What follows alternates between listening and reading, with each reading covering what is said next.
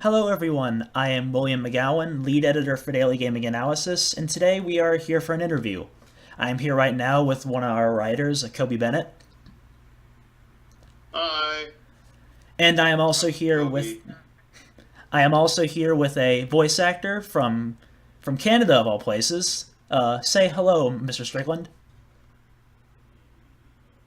Hello, hello out there. Would you like to introduce yourself a little bit?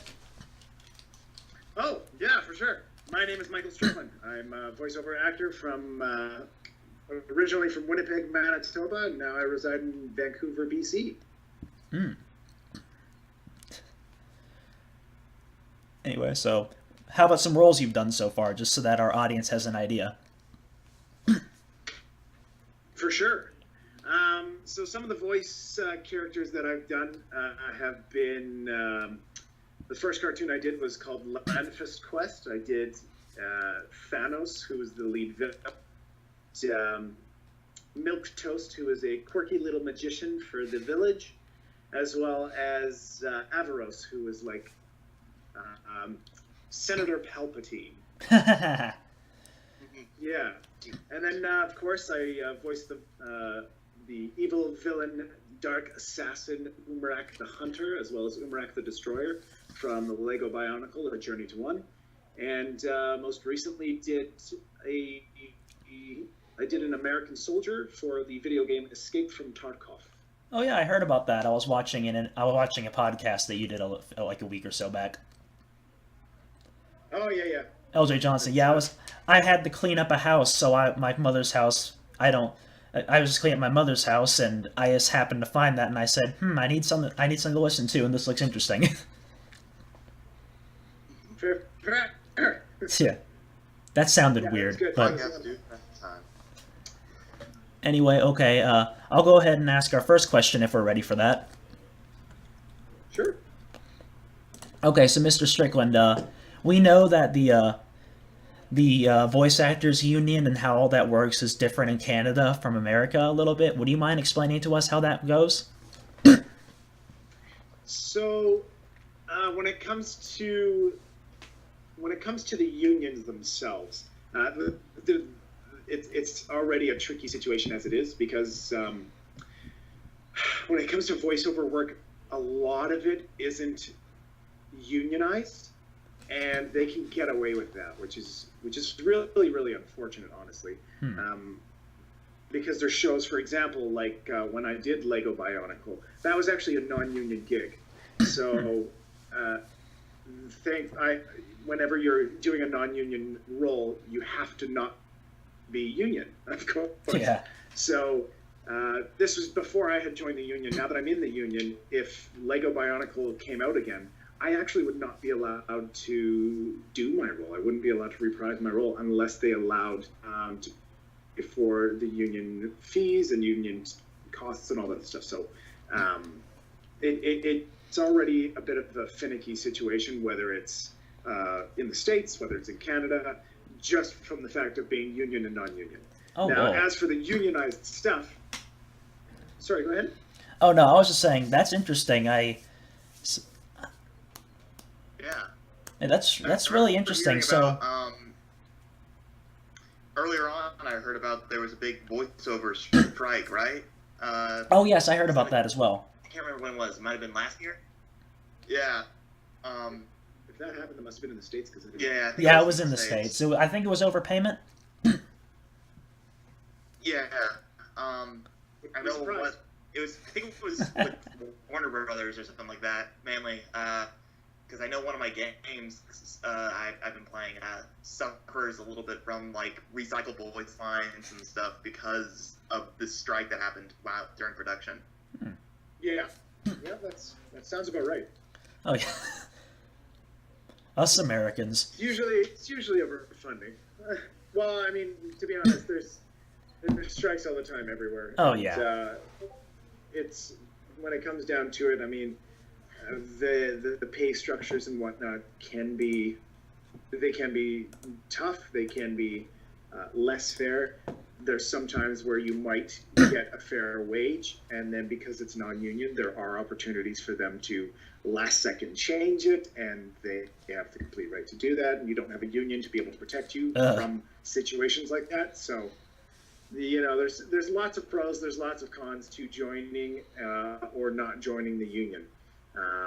And realistically, at the end of the day, though, if you want to be considered a professional and be taken serious as an actor and have people realize that this is a career for you, not just a hobby, you join the union. That actually kind of goes into another question we were thinking of asking. It's that because the way that a union works, I know you mentioned in that other podcast, LJ Johnson's show for people listening. You mentioned that you have to have 3 credits in order to join the union. Yeah, in Canada, you need to have 3 ACTRA credits. So ours is ACTRA. You guys have SAG-ACTRA or AFTRA. So yeah, in Canada, it's ACTRA, UBCP, in at least BC side. And you need to have a minimum of 3 ACTRA credits in order to actually become a full member of the union. You only need 1 in order to get your apprenticeship, but in order to finally be considered a full member of the union, you do need at least 3 credit hours. And it can sometimes be very, very tough to get a hold of even just 1 credit. So originally they used to have it at 6, and then they found that 6 was really hard to attain, so they dropped it down to 3. And that's made it twice a as little bit more bad. accessible for people. Yeah. And yes, that actually the question that I specifically had about this was that because, and I think you kind of hit upon this, does not being a part of the union, especially with that kind of system, does that kind of really harm you, make it so that you will not, that makes your career much harder, and that you might not get the recognition you deserve if you're not necessarily able to get those credits?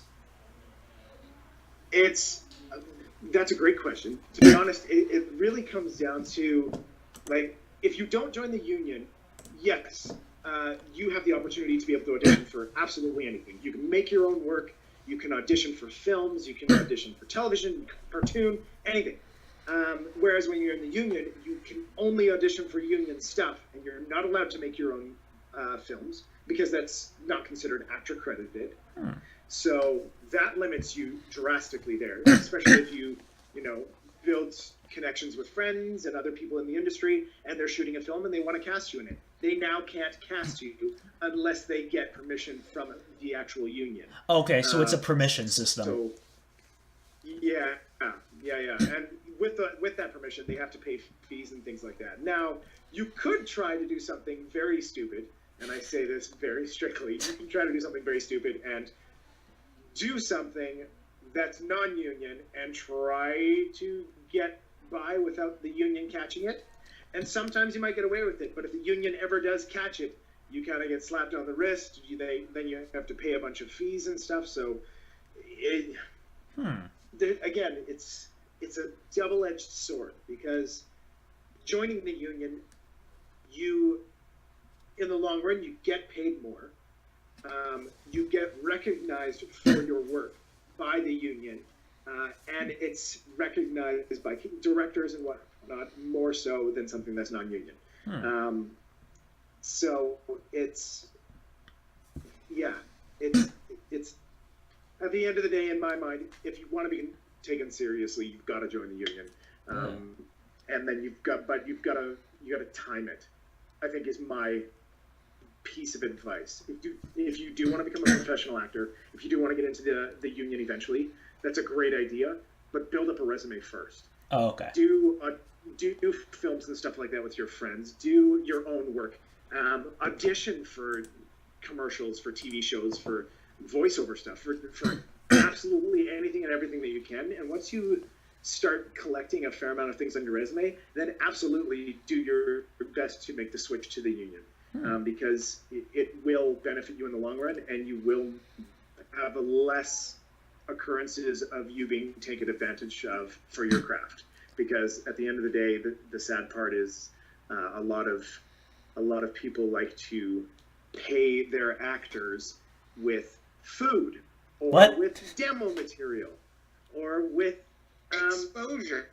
Oh no! Quote unquote exposure. Oh yeah. And it's just, it needs to stop. I don't walk up to a dentist and be like, I'll pay you with a Twinkie if you just clean my left tooth at the back there. That was pretty bad. So I'll give you a high five too. Good deal. That's you don't do that. They're professionals. They've got their training. They've got their education. They're experts in that field. They need to be paid so for that. Oh yeah. Actors are no different. But again, that's if they are, if they prove that they are, union. And again, getting a union gig is not easy. You usually get a union gig if you're pretty good at what you do. Okay. So, just as a little bit of a kind of a disclaimer to the audience, I believe you said you are an apprentice in the guild. Sorry, not guild. That is correct. Union. In the union. I guess I have like MMOs and all that on the mind when I said that. Yeah. Yeah, kind of. That actually very much transitions into one, like, this is going to be a later question, but that's actually a pretty good transition, technically.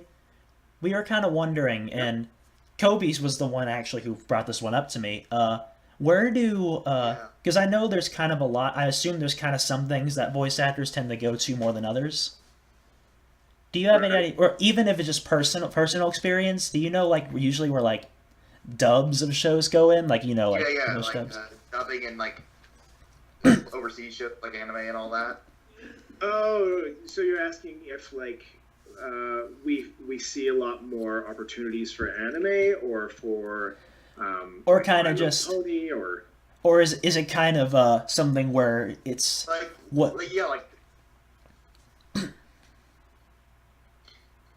like where does it stand on like the voice acting radar? It's kind of I've always wondered where like dubbing and stuff and like with anime and all that. You know what I mean? Oh yeah, I think I do know what you mean. Honestly, I mean it's fairly common. Like we fair amount of anime stuff out here in Vancouver that's being cast quite often. I myself, I auditioned for probably about 4 or 5 different animes within the first 2 years of me being here. With a company by the name of Ocean Studios. They deal a large amount with anime. So I don't see, for example, I know Dragon Ball Z. That one is dubbed out of Dallas, Texas. And I would love to have Dragon Ball Z or Dragon Ball Super or something like that dubbed down here. I would love to have the opportunity to audition for that. But no, more the things that we get, like out in this area are things that are like we're currently casting My Little Pony out of here. A lot of My Little Pony is out of here. We had Johnny Test was out of here at one point in time. Usually more like the Disney shows, the Teletoon Cartoon Network kind of shows, things like that are usually cast out of this area. So. In Canada specifically? Maybe not specifically, but at least right now in this area, like there's shows, for example, like Lego Bionicle. We ended up having that cast out of Winnipeg. But that's because the production company that had picked up Lego Bionicle was Capital Productions, who is an animation company based out of Winnipeg. So most of, if not all of the actors were actually out of there. But the directors and whatnot were actually from Los Angeles. So, okay. So you can, when it comes to voiceover work, the best part about it is that you can pretty much do it anywhere. Like I can audition for American stuff. I can audition for European stuff.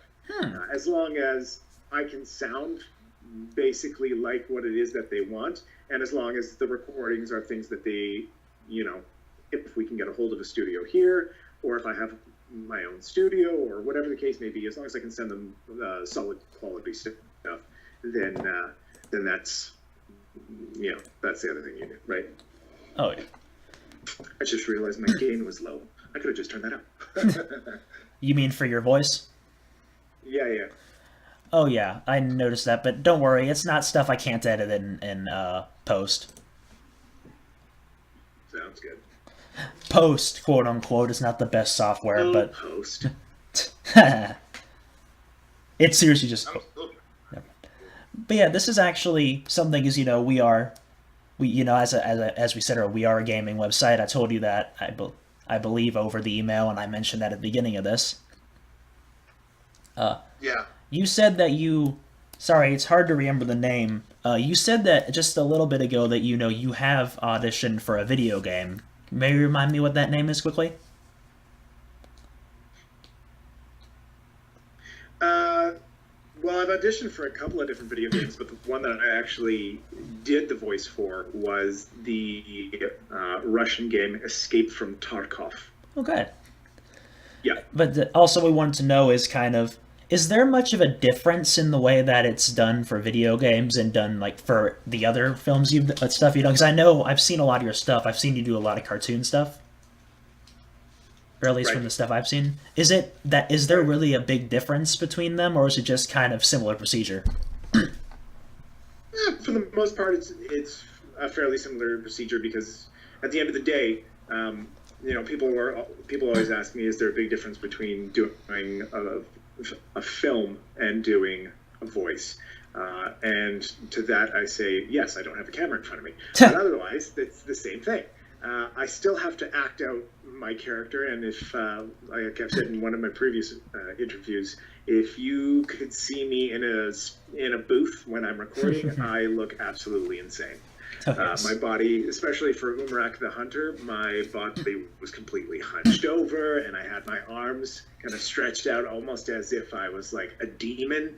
And I would like get right into my microphone and like almost grab it. There's nothing as,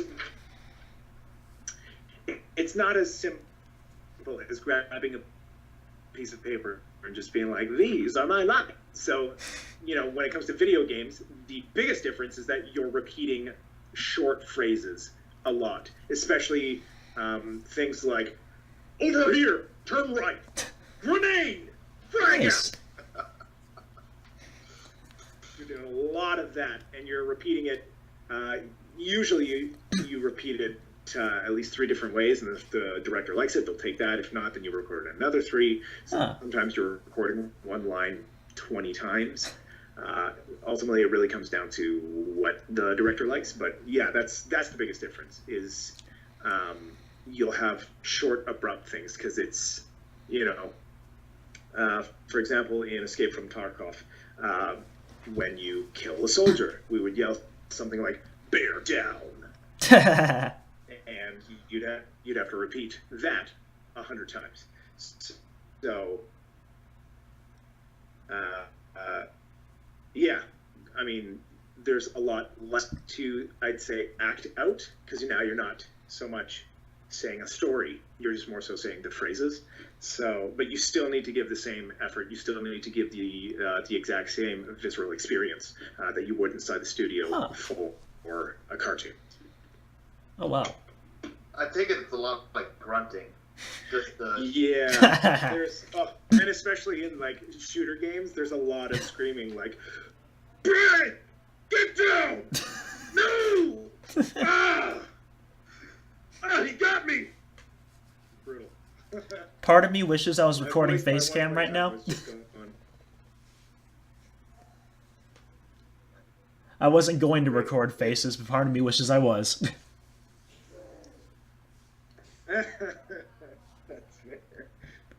That's fair. It's a lot of fun though.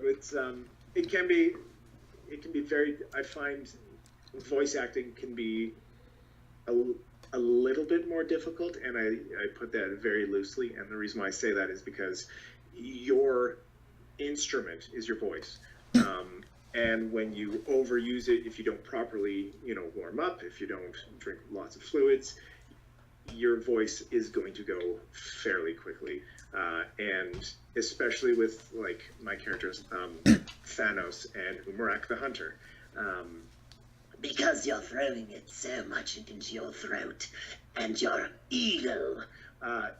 If you don't practice that enough, your voice is going to be gone within 3 minutes. But to quote one of the directors, actually, from Lego Bionicle, your goal is to almost turn your throat into leather so that it is used to that abuse, so that it gives you that ability to do that range without losing your voice in 3 to 5 minutes. Oh, whoa. And it took me practice, I'll tell you. My first time I was doing that voice, it was gone within like 3 minutes, and then I sounded like I was doing cigarettes. It was bad. I sounded like the like Marge Simpson's sisters, Annie and Selma. Oh It my, was so no. bad. Oh no. That's pretty dead on. It was kind of funny, actually. Losing professionalism for a second here. Actually, as soon as you mentioned that thing about drinking lots of fluids because your voice goes out, I had to go get some water because I was a little parched myself. That's why I've got a water container right beside me. Same. I have, well, not too close. I have all my everything that can be destroyed by water is on this desk. So. I'm starting to notice the same here. Oh yeah. But yes, Kobe. I'm straight up doing this in my bed, so I literally just don't have anything I can. Yeah. You have nowhere you can put it. Yeah, my room's kind of a wreck right now. So. No worries, my office is just an absolute mess. There's scripts everywhere. Oh. Yeah. Kobe, go ahead and ask a question. I'm sorry I've been hogging a little bit here. Ooh, okay. Alright, this is something I've always been pondering, but is there any like role from like a specific character that you've seen before, or like a comic book superhero or supervillain that you've always really wanted to do a voice of? Oh, sweet baby Jesus, yes. Oh my gosh, I am constantly, even still to this day, ever since I played the video game, I have been practicing, trying my best to sound as much as possible like Nathan Drake. The main reason being is because Sony announced, like, geez, what was this? Back in 2012, maybe 2013, that they wanted to make they wanted to do an Uncharted film for real life action, and they originally tried casting Mark Wahlberg, then they went to Chris Pratt and a bunch of other people, and they saying no. And recently they cast Tom Holland actually as the younger version of Nathan Drake. So when I'm shaven and my hair is not as long as it is right now because I'm growing it out for a different film, I would look fairly similar to Nathan Drake. So I'm like, hey, why not start working on his characteristics and everything so that we can hopefully one day do him. Nice. Go ahead, Kobe. I see you're about to say something. That's okay. You can go. Actually, I think I already know this, but you said you're growing out your hair and all that for a certain character. Which character are you doing that for? For Nightwing. Ooh. Yes. Awesome. That's the plan. But again, I want to stress this because I've had a couple of people before be like, "Oh my gosh, you got Nightwing? You're doing Nightwing?" And I'm like, no.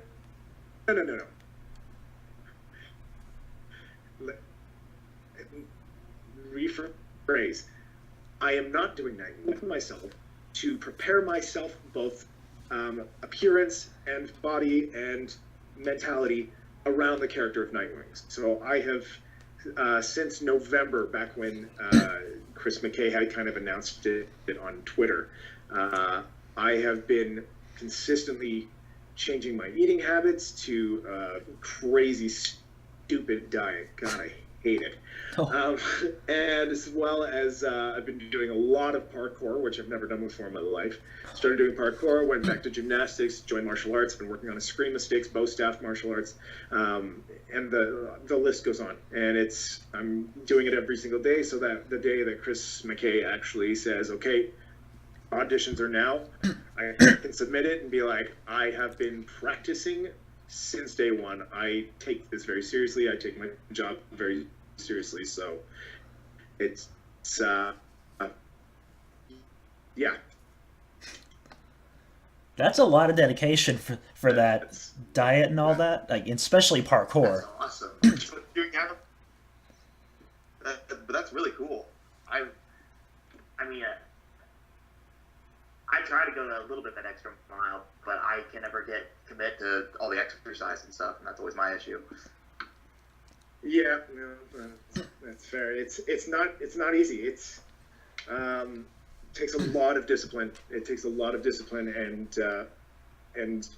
will and discipline is realistically the only word I can use because it's to be able to eat that healthy, to be able to consistently go out to put your body through injury after injury because you're learning, right? You are going to injure yourself at least once, but the end product, once you actually stick to it, man, is it tell you there's things I'm now able to do that I haven't been able to do since I was like 16.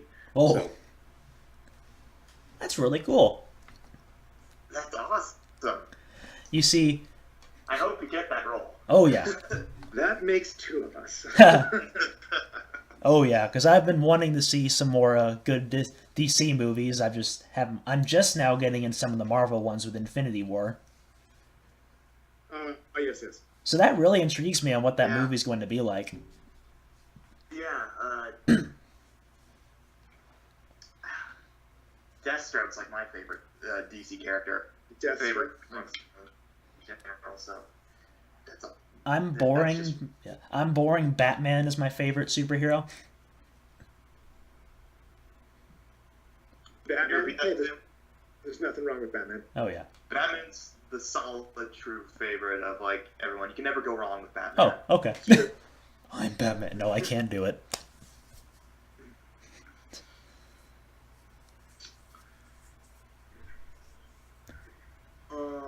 You want to say something, Kobe? You got any other questions?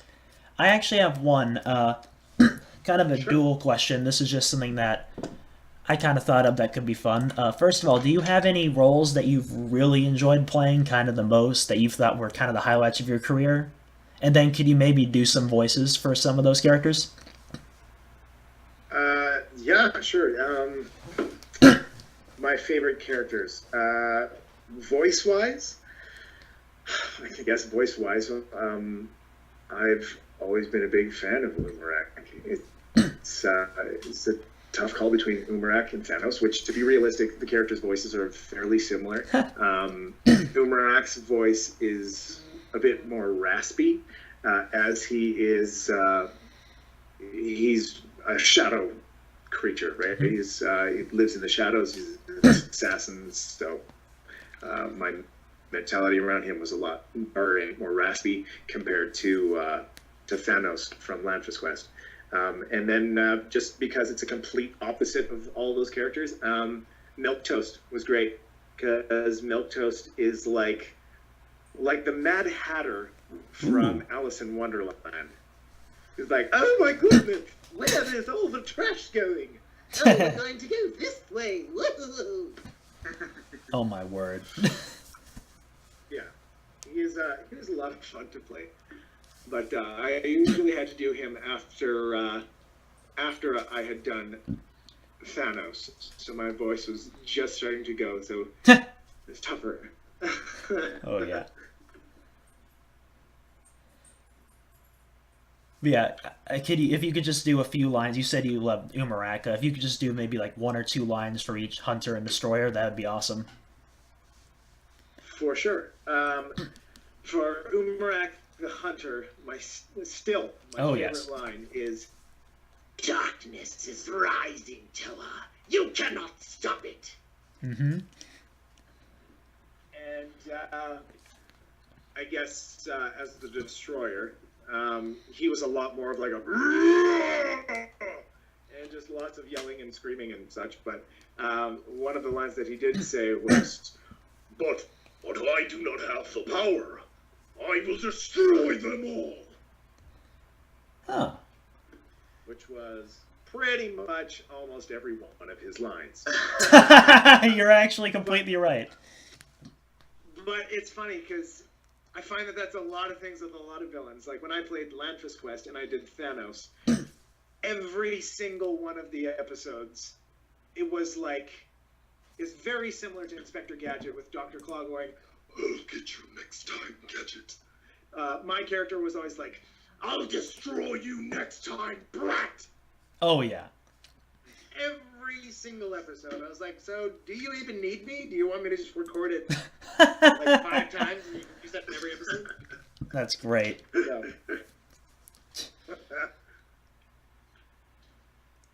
I remember Yeah. just a little, if you don't mind me telling this story, or just asking you to repeat the story, something that we talked about a year ago. Yeah. I remember, because, you said, like, you had to go back for Umarak, and, you had to do that, not complete shift, but you had kind of a big shift in us going, you'll be able to explain it better, but I remember you saying you did not enjoy going back for the Destroyer nearly as much. Yeah, that's true. And again, for me, the biggest reason why I wasn't the biggest fan of Destroyer, I mean, he looks awesome. He looks like he would absolutely destroy anybody that walked near him. But my biggest concern, and again, I don't have any problems with the character itself. It's more that he ended up coming across a lot less intelligent than I thought he would. And the voice was also... originally, my general concept was not around the but I sound more like this, and it was, which is why when I did that character, I threw in small subtle hints of him, of Umarak the Hunter trying to break through, and trying to overcome the power of the mask, but not being able to. Which, if you were listening to L.J. Johnson's podcast.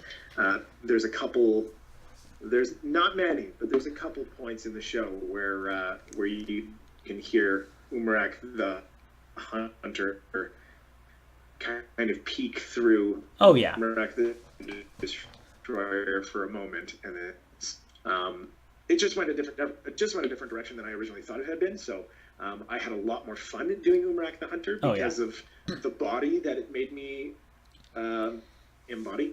Compared to Umarak the Destroyer. Oh, yeah. Because, I do distinctly... Kobe, I don't know. I remember, actually, just today he was watching some of the episodes to get a... Yeah. I was like, I gotta do my homework real quick. But, I certainly... If I may... and I'm... Just to the people listening to this, and you guys...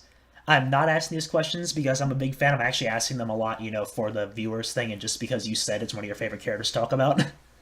Right. So if I may try to replicate one of the voices I remember, the lines where you actually had that bleed through in. Sure. Someone says, it was something along the lines of, I have been bathed in your elemental light, Ancient One. Perhaps you did not know. So you did know that line. Okay, good. Oh, yeah. Good job. You didn't catch that. You see, I've watched that show a little more than probably is good for a 20-year-old. What can I say? Nothing wrong with that. That's like me in Star Wars. I've watched that more times than I can probably count. Oh, yeah.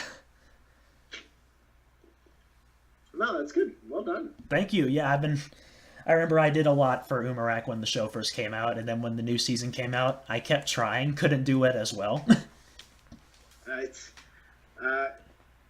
It just takes practice. Oh yeah. I'm not gonna say it's impossible, because anybody could probably try to replicate what I've done.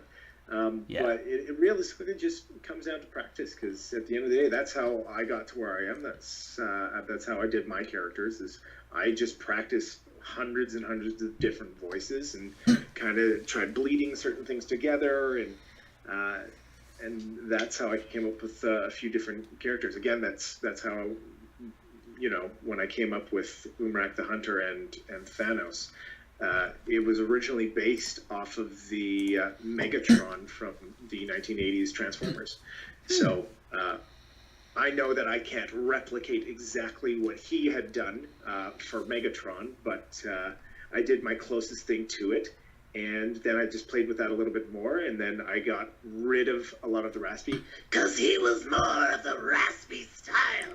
And then I was like, I even knew when I spoke with the director, he's like, that is going to absolutely destroy your voice after like 2 minutes. So Yes. we need to maybe keep the same intensity, the same depth, but either drop it down even a little bit lower and pull back on the raspiness, which is what I started to do. And they're like, that's the one. And that's where everything else started building from.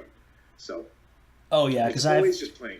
you see, I didn't have a director, and I'm not going to say the name because Kobe's currently playing this. But the final battle in Persona 5, I Persona 5? Yes. I don't know.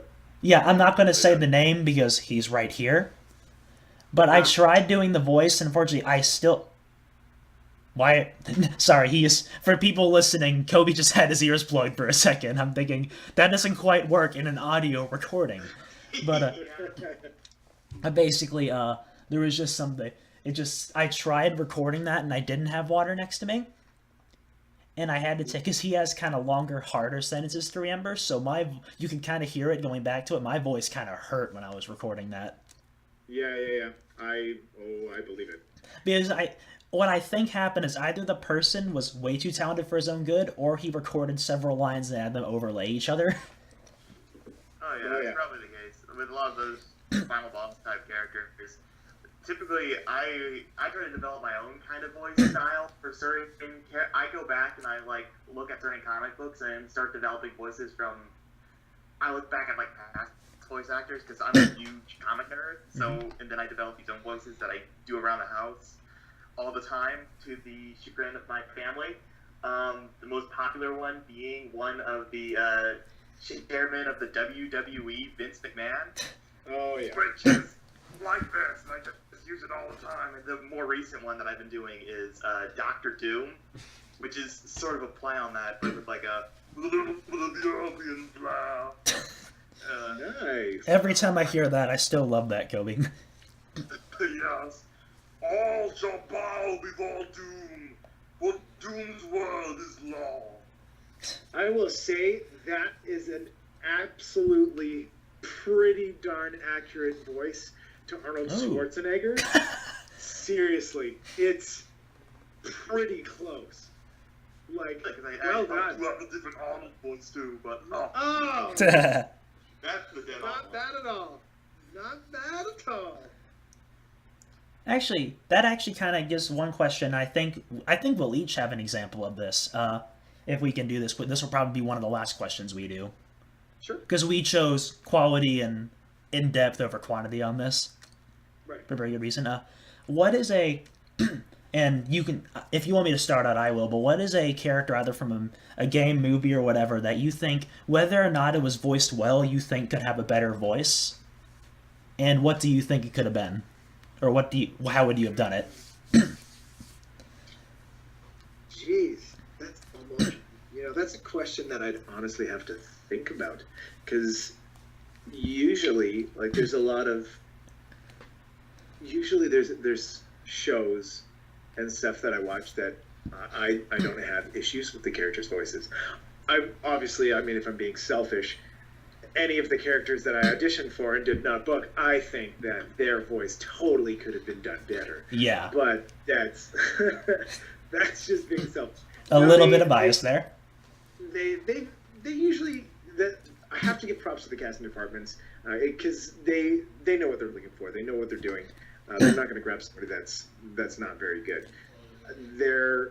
I have very, very rarely run into situations where I've seen something and been like, that was a terrible voice. I have seen my fair share of terrible films, but that's beside the point. Oh, yeah. And at that point in time, that's pretty much a complete recast on everything, including the writers. But so, I actually... yeah. Honestly, I don't know. Yeah, I actually have two personally, and these should come as really no surprise to Kobe. I'm a big fan of Sonic the Hedgehog. Shocking horror to you, Kobe, I know. Oh my gosh! Really? Yeah, Whoa! two characters I had no idea. You're overdoing it a little bit, kidding. Yeah, well, two of the characters I think I'd really want to give a shot at, I think I could do a little better, are Sonic and Shadow, actually. My Sonic one, Interesting. I haven't, if I can just do these quickly, I haven't done practice, it's like something like, that's like, I don't know, actually, it's like, this is going to be bad as I haven't practiced in a long time. It's like, instead of like the more, very much cartoony voice, like the very much like kind of adult but not really voice he has around, I'm thinking like, hey guys, I'm Sonic. That sounded really southern. Right. Like, Sonic, hey guys, easy I'm now. all right. Let's do this. Like take get back here, Eggman. Kind of like more of a somewhat not but not somewhat kind of serious and funny, but not cocky. I can't do that one as well.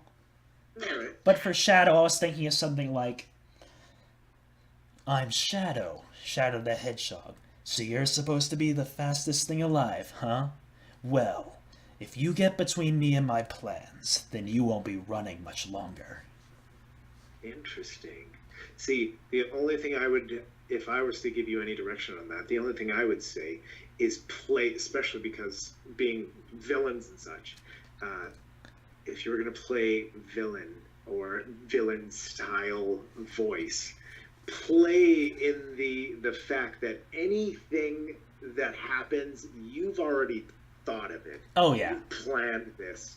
So like bathe in the idea of like, oh, you are Sonic the Hedgehog. You think you're the fastest thing on the earth, do you? Well, you won't be running much longer if you get between me and my plans. Whoa, Right? nice. Just get gritty. You Get won't real be. gritty If with you get between in my plans and I, then you won't be running much longer. Nice, yeah. Thanks. And make it like make it one of those things that it's like, oh, you're fast. You won't be running much longer, Oh yeah. and just sit in it. Yeah, you see, another thing that happens is those first two runs weren't that great because I have a bit of a. I'm not going to call it stage fright, but when I'm recording myself, I'm infinitely worse. No. It's one thing. One thing that I teach my students as well, that I was told a long time ago, and I make sure to pass on to everybody is, you are enough. Whatever you bring to the table is already substantially better than nothing, because your voice is unique. No one does your voice. People can try to interpret your voice or do impressions of your voice, but your voice is your voice. No one else sounds like you. So right there, that alone is already a character that you can play with. Oh yeah. So once you're comfortable enough with your own voice, then that's when you can start to play with different things, because you're like, oh, all right, well, what do I sound like? Oh yeah. So be confident in that, because your voice is very unique. It's totally different than anybody else's, and you can totally yeah. use your character for like maybe even like a wise man. Like if you were doing Gandalf the Grey. Gandalf. You have a really good range.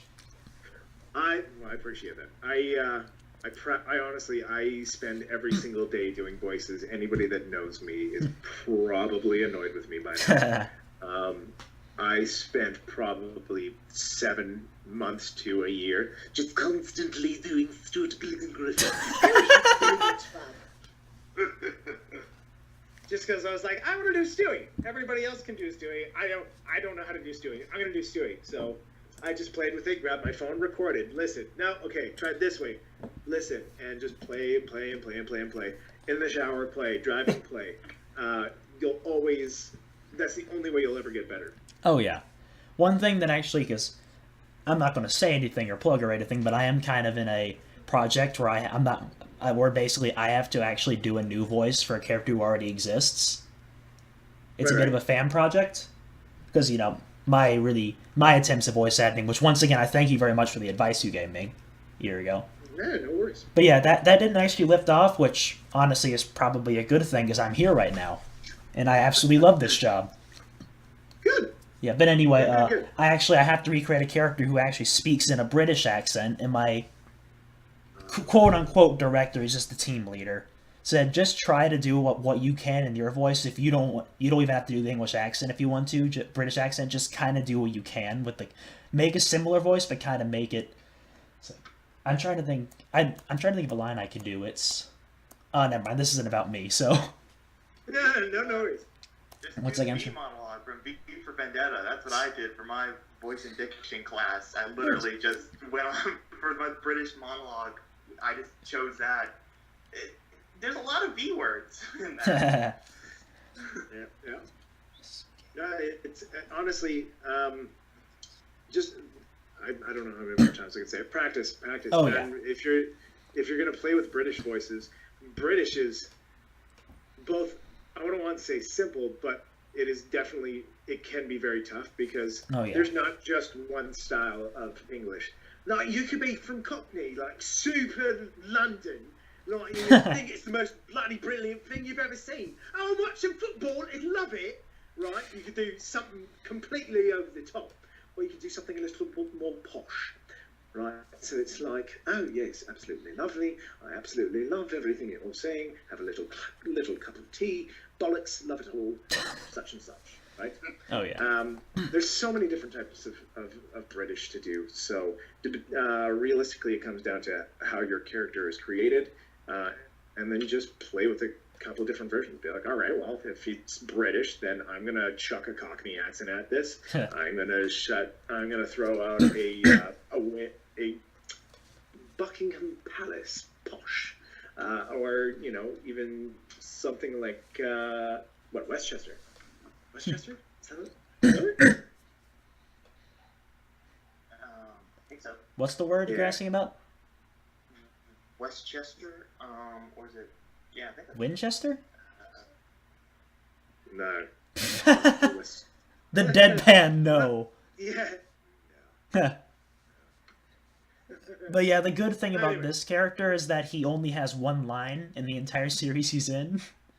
So I really get to play around that, like, I know now what must be done. Like, I'm like kind of a mad scientist character. Like, not mad yet at the point we're doing, is as I said, I'm also script writing, is that's what I want to do now. I want to do some dialogue writing in the future. And I'm actually doing that currently. It's one of these like the last I see, there has been a critical error. I see that the last barrier to our monopoly in the field has been surpassed. But what if I were to take the mistake that they made? What if I take the mistake that they made and make it into a strength? They made one miscalculation, but I shall make it an asset. And then one of my lines that I've written so far is just kind of at the very end of one scene. He's looking over his creations. He's just like, it's kind of a lot of the thing is kind of a show, like kind of a show theme. And then basically one of these says, this game shall play right into my hands.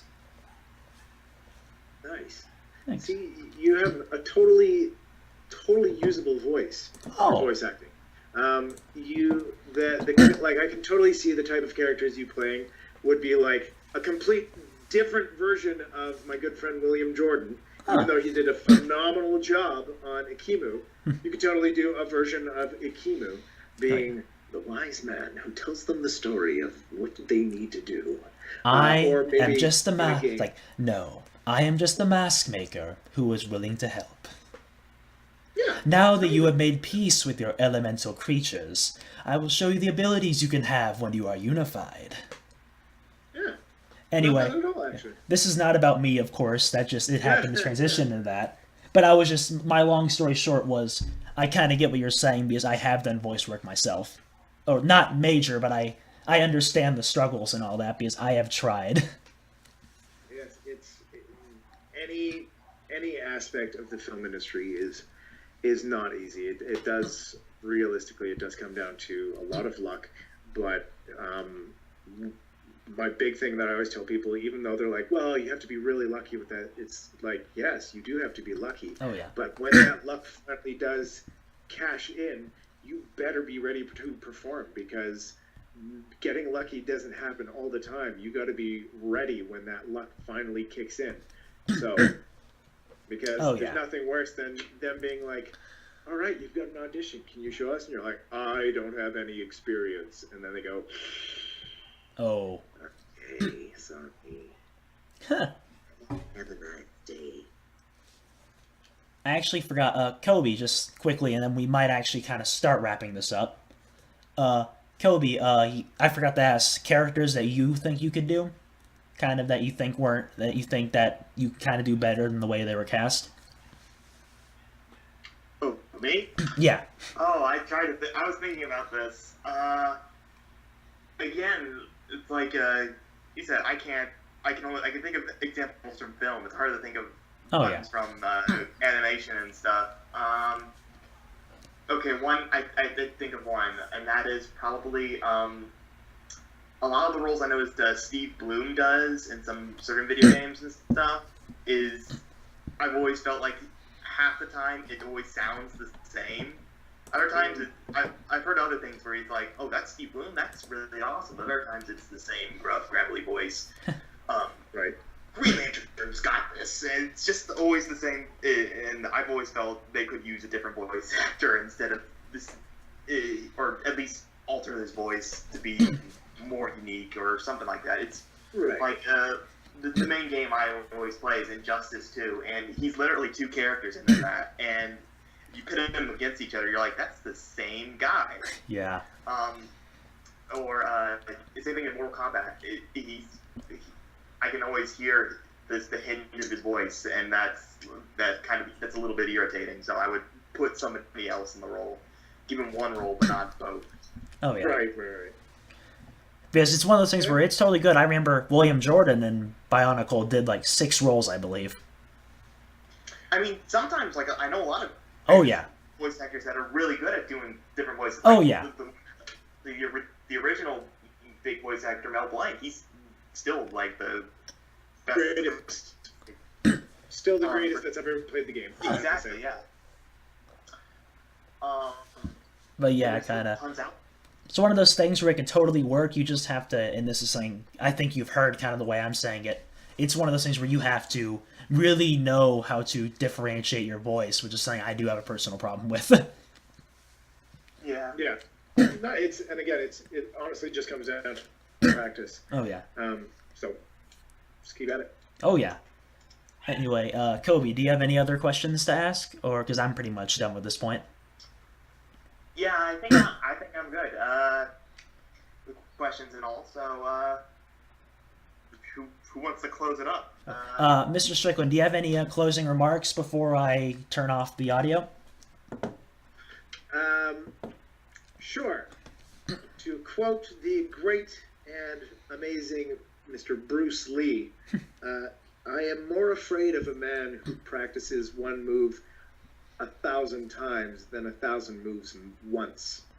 So practice the voice that you want to do 1,000 times instead of 1,000 voices once. Oh yeah.